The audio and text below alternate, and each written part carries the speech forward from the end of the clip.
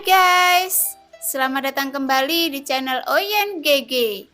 Di video kali ini, kita akan melanjutkan cerita Donghua, Battle Truck The Heaven. Ayo langsung aja ke alurnya. Setelah Xiaoyan berbicara, teratai api di telapak tangannya perlahan terbang keluar. Dan kilonya sangat mengesankan pada pandangan pertama. Dan sepertinya Xiaoyan juga berkata demikian. Tapi itu membuat semua orang ingin tahu, melihat kartu truf apa teratai api ini. Melihat teratai api terlepas dari telapak tangan Xiaoyan, lalu bangkit melawan angin dalam sekejap. Teratai api yang mengandung 3 jantung api membengkak hingga ratusan kaki. Pada saat ini, semua orang merasa ada yang salah, dan gelombang yang sangat kuat dan merusak keluar dari teratai api 3 warna. Semua mundur. Taisu nomor 2 berteriak, merasakan kehancuran yang terkandung di dalam teratai api. Dalam sekejap mata, semua kekuatan dialokasikan untuk pertahanan. Tidak hanya kekuatan keabadian Taisu nomor 2, tetapi prajurit Taisu yang lebih dekat dengan waktu teratai api. Semuanya merespon dengan cara yang sama. Saya berharap semua orang dari Taisu akan menerima hadiah besar. Xiaoyan berkata dengan serius. Tapi sudut mulutnya terangkat di detik berikutnya. Benar-benar tampan. Lebih tampan dari Gu Zhongsheng. Permaisuri memandang Xiaoyan yang tersenyum sambil memegangi pipinya yang memerah. Di telapak tangan putihnya yang ramping dan dia tampak seperti seorang gadis yang sedang jatuh cinta. Namun pada saat ini, teratai api meledak, seluas dengan kecepatan yang sangat cepat. Dalam sekejap mencapai ratusan kaki, bahkan mencapai ribuan kaki. Dilihat dari kejauhan, itu adalah bunga teratai yang sangat besar. Dalam jarak 10.000 kaki, itu langsung akan menyelimuti medan pertempuran. Namun, teratai api 3 warna terlihat mempesona dan sangat indah. Dan kemegahan semacam ini naik dengan gila-gilaan. Dan nyala api 3 warna berbeda mulai terjalin. Dan bertabrakan di teratai api, 3 jenis jantung api yang berbeda dengan cepat bertabrakan. Pada saat ini, teratai murka Buddha mencapai titik puncak. Meledak lebih cepat dari suara, yang membuat semua orang melihat cahaya yang sangat menyilaukan terlebih dahulu. Sehingga mata semua orang buta sesaat. Namun setelah sinar cahaya menyebar, terdengar auman dahsyat dan hantaman yang mengejutkan, seperti meteor yang menghantam bintang. Bahkan kekuatannya sangat mengejutkan dan tidak ada bandingannya. Suara ledakannya tampaknya menjadi satu, ditumpangkan jadi semacam gema. Itu meraung terus-menerus semakin keras. Dan dampaknya semakin kuat menyapu dengan gila-gilaan. Bahkan jika Anda berada jauh darinya, Anda masih merasakan seperti seluruh dunia bergetar. Setelah hantaman gelombang panas menyapu, bahkan mereka yang jaraknya ribuan kaki terlempar ke belakang saat ini. Gelombang panas dibungkus dengan kekuatan penghancur yang kuat, membuat semua orang harus mundur. Bahkan ketika gelombang panas menyebar, tentara api merah dan prajurit Taisu yang bertarung di medan perang harus terpengaruh dan mereka semua berhenti bertarung secara serempak. Karena tingkat kekuatan penghancur ini bahkan melampaui sinar kepunahan yang meletus dari sarang dewa Taisu. Melihat itu, Jian Xiangyang membuka matanya lebar-lebar. Pupil matanya memantulkan seluruh keterkejutan. Seolah api yang berkedip-kedip di matanya menjelaskan keterkejutan yang tak terlukiskan di hatinya saat ini. Di tengah keterkejutannya, dia bergumam dalam hatinya. Apakah memang ada nyala api yang begitu kuat di dunia ini? Jian Xiangyang merasa bahwa jalan pedang adalah yang terkuat dan pedang dapat memotong dewa abadi. Tetapi pada saat ini, dia sedikit heran.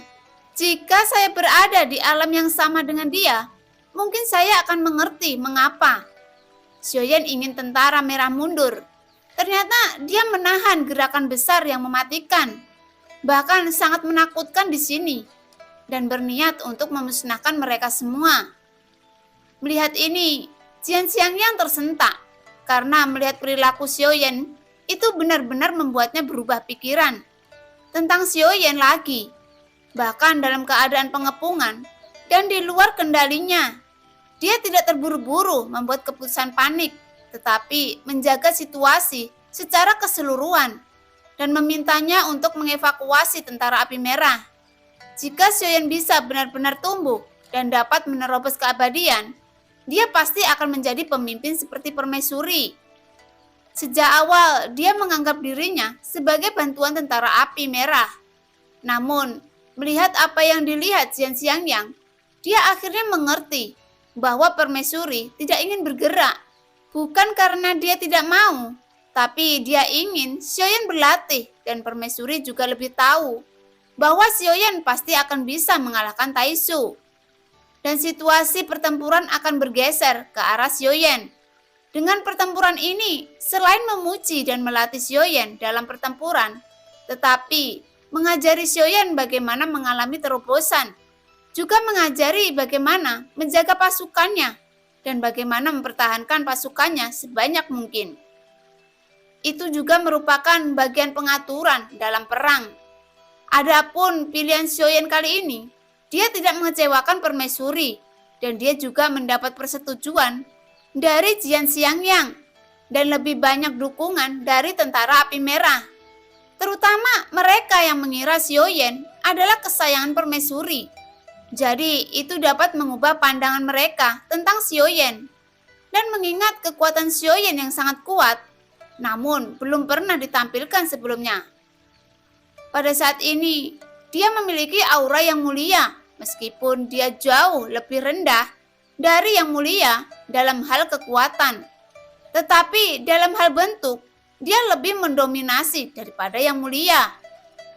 Pada saat ini, api membengkak seperti gunung berapi yang meletus.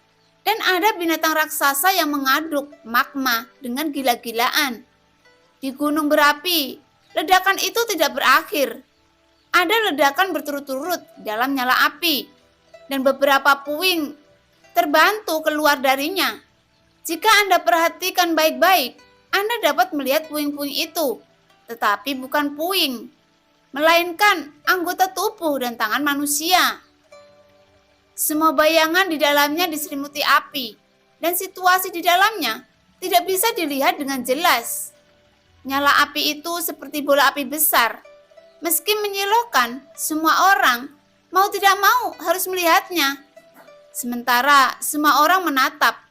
Mata mereka menyipit karena cahaya menyilaukan. Tiba-tiba terbuka semakin lebar, seolah mereka melihat sesuatu yang luar biasa. Hah? Di dalam nyala api, kenapa aku melihat seseorang terbang di dalamnya? Anda melihatnya juga, Ayah? Saya melihatnya juga. Itu adalah orang di bola api asli yang melayang di dalamnya. Dan itu pasti yang mulia, Xiaoyan, suami muda permaisuri. Hah? Suami muda yang mulia permaisuri? Dia menjadi suami muda yang mulia permaisuri. Itu benar.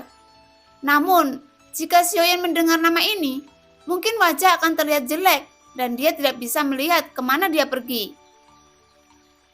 Bocah laki-laki itu berubah menjadi seorang suami muda dan dia benar-benar menunjukkan kekuatannya yang menunjukkan di mana dia berada.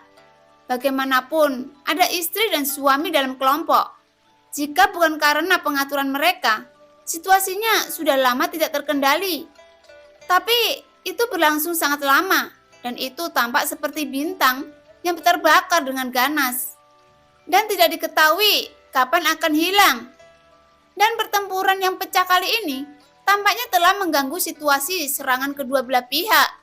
Namun, dalam pertempuran ini, kedua belah pihak harus berhenti karena semua komandan mereka tenggelam dalam api. Saat ini, pemimpin Taisu juga tidak berniat berperang karena kedua belah pihak telah mundur dan mata mereka semua terfokus pada bola api. Itu sangat luar biasa. Mereka semua melihat sosok seperti itu dalam bola api, dan satu-satunya sosok melesat bolak-balik di dalamnya. Saya tidak tahu harus berbuat apa. Melihat pemandangan ini, Jian Xiangyang alisnya terang dan ekspresi terkejut. Mungkinkah dia menggunakan ini untuk mengumpulkan baju besi dewa palsu? Jika ini masalahnya, saya khawatir Taisu yang tenggelam oleh api akan memusnahkan seluruh pasukannya. Ini sudah terlalu mengerikan. Kekuatan yang meletus sama sekali tidak sebanding dengan kekuatan yang dimilikinya. Jian Xiangyang berkata perlahan, bukan karena dia menyesali betapa kuatnya ledakannya, tetapi karena dengan kekuatan Xiaoyan saat ini, ledakan sekuat itu seharusnya tidak terjadi. Bahkan dengan kekuatan Xiaoyan saat ini, tidak mungkin untuk meledakkan sekuat seperti itu. Karena serangan kuat semacam ini benar-benar melampaui kekuatan Xiaoyan sendiri. Karena itulah Jian Xiangyang terkejut saat melihatnya. Bahkan jangkauan serangannya lebih sulit dipercaya, yang hampir mencangkup area seluas 10.000 kaki.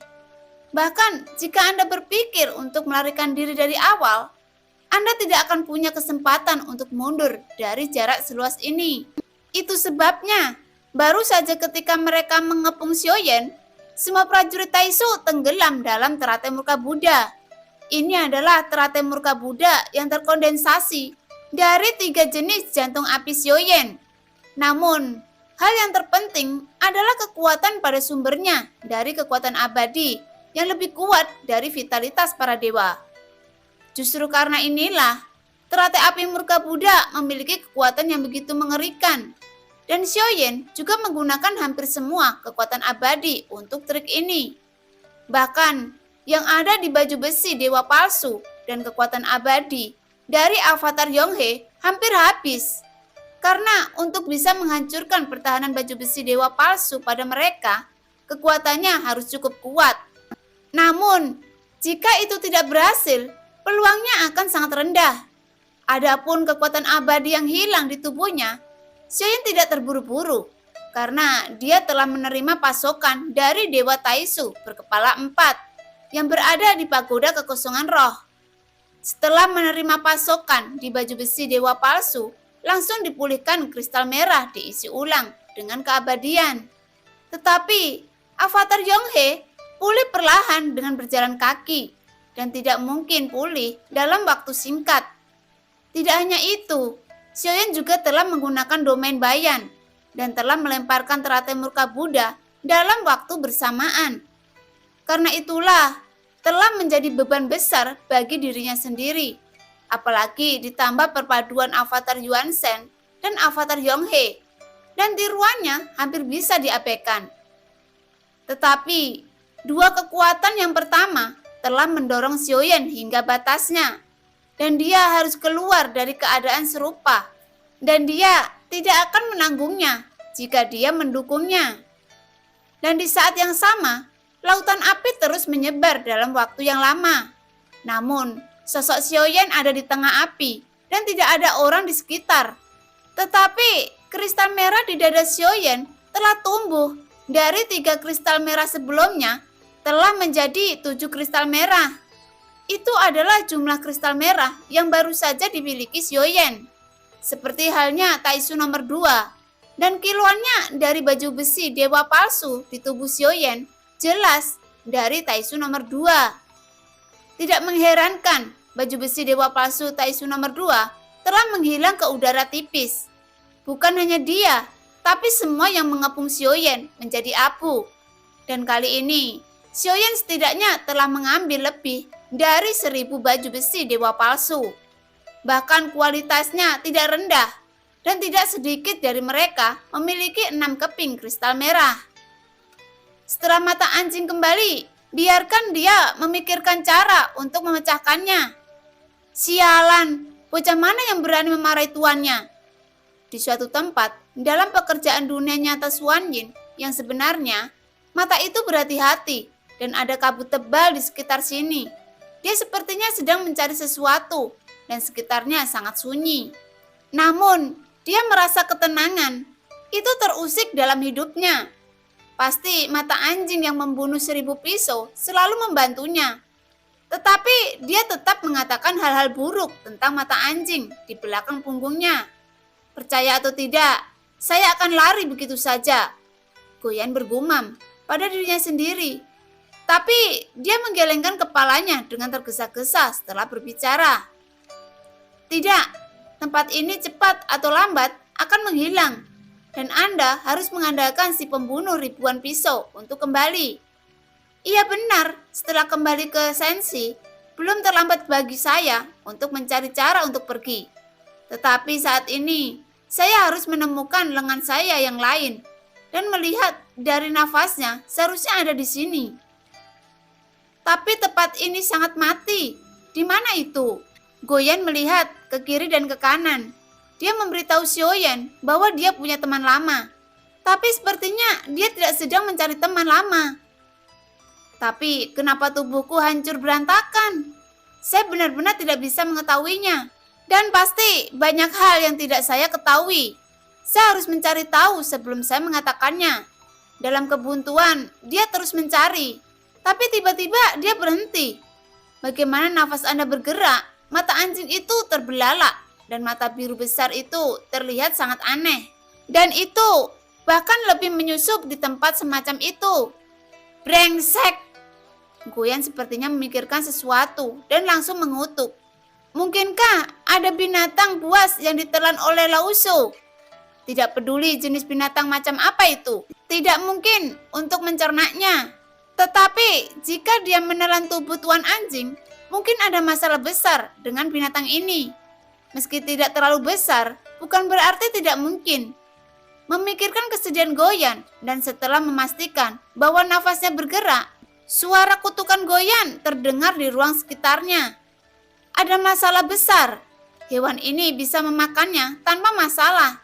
Tapi saya khawatir hewan ini akan memakannya lalu mencabutnya, lalu dimakan orang lain. Bukankah akan penuh dengan kotoran di bawah kuku? Dewa, ada yang salah.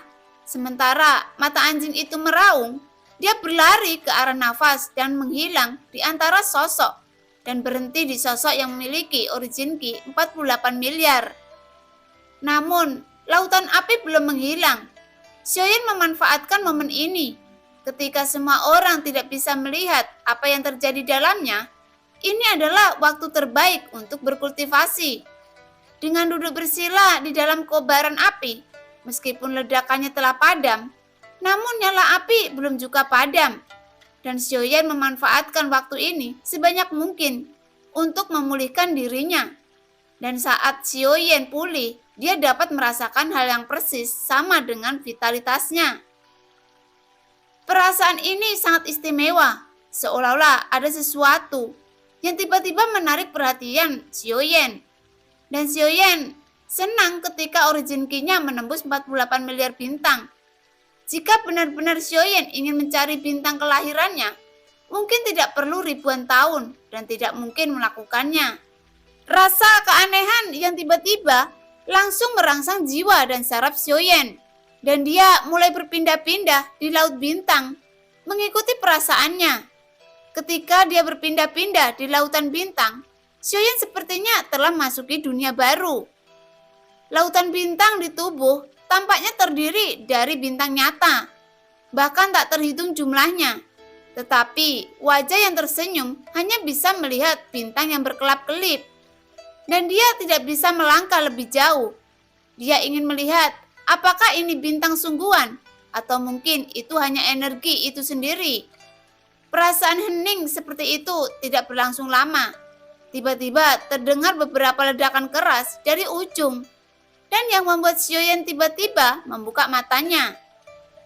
Selain Taisu nomor 2 paling ujung, lusinan Dewa Taisu telah bangkit dan cahaya yang berkedap-kedip dari mulut raksasa, mereka sudah mengarah ke Xiaoyan. Xiaoyan yang benar-benar membuat marah Dewa Taisu, dia berniat untuk menangkapnya hidup-hidup. Jika dia tidak bisa menangkapnya, dia akan segera membunuh Xiaoyan. Suara gemuruh memekakkan telinga, dan lusinan Dewa Taisu terdiam, dan sinarnya terus mengembun berkumpul di udara, berubah menjadi sangat megah. dan kemudian menyelimuti Xiaoyan dalam sekejap. Serangan ini tidak peduli berapa banyak sumber daya yang terbuang percuma. Tampaknya hanya ada satu tujuan, yaitu untuk menangkap Xiaoyan.